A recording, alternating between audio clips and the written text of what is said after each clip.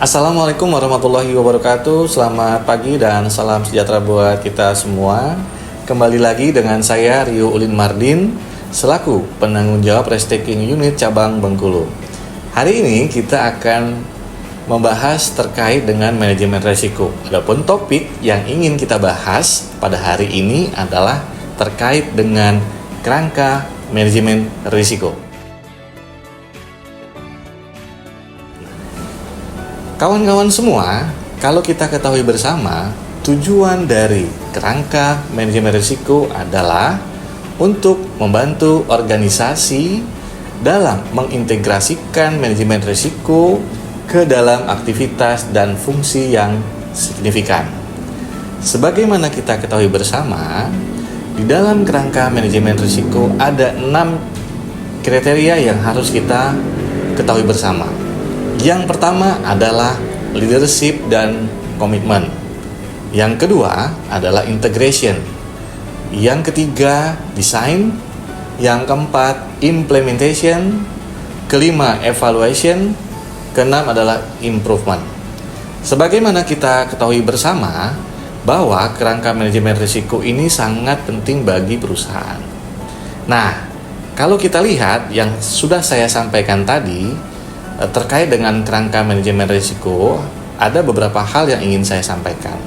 Yang pertama terkait dengan kepemimpinan dan komitmen, di mana manajemen puncak dan badan pengawas itu jika memungkinkan sebaiknya memastikan manajemen risiko terintegrasi pada semua aktivitas organisasi.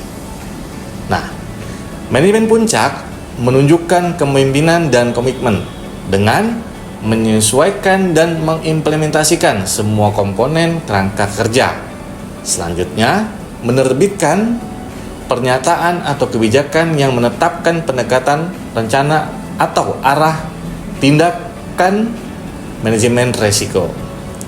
Selanjutnya, peran dari direksi sebagai pemimpin risiko, yang mana menerapkan semua komponen dari kerangka kerja manajemen risiko, lalu menetapkan kebijakan manajemen risiko, arah penerapan manajemen risiko. Untuk selanjutnya, kita akan membahas terkait dengan integrasi dan desain, di mana integrasi manajemen risiko ke dalam organisasi adalah proses yang dinamis dan berulang, serta sebaiknya disesuaikan dengan kebutuhan dan budaya perusahaan. Desain, pemahaman organisasi dan konteksnya, penegasan komitmen manajemen risiko, penetapan peran, kewenangan, tanggung jawab, dan akuntabilitas organisasi, alokasi sumber daya, penyiapan komunikasi, dan konsultasi. Selanjutnya, implementasi, di mana organisasi sebaiknya mengimplementasikan kerangka kerja manajemen risiko dengan cara mengembangkan rencana yang sesuai termasuk waktu dan sumber daya, mengidentifikasi di mana, kapan, bagaimana oleh sebagai beragam jenis keputusan dibuat seluruh organisasi. Penyusunan rencana implementasi kerangka manajemen risiko hendaknya mempertimbangkan beberapa hal sebagai berikut. Yang pertama adalah prinsip manajemen risiko sebagai acuan dalam proses implementasi manajemen risiko suatu organisasi.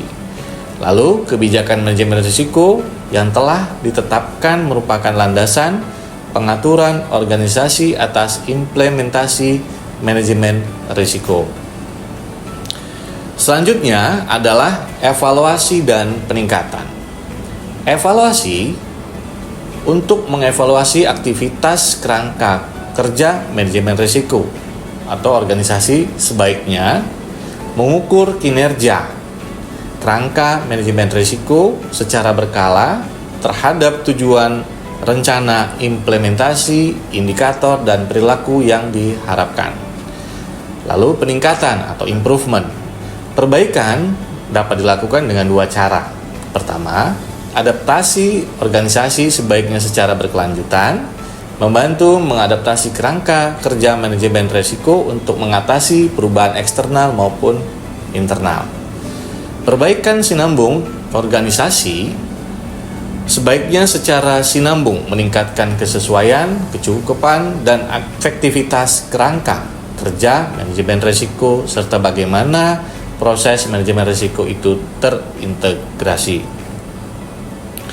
Mungkin itu yang dapat saya sampaikan untuk topik kali ini terkait dengan kerangka manajemen risiko. Mudah-mudahan apa yang saya sampaikan dapat bermanfaat bagi kita semua. Kita akan berjumpa kembali kepada video pembelajaran manajemen risiko dengan topik yang lainnya. Saya akhiri, lebih dan kurangnya mohon maaf. Wabillahi taufik wal hidayah. Assalamualaikum warahmatullahi wabarakatuh.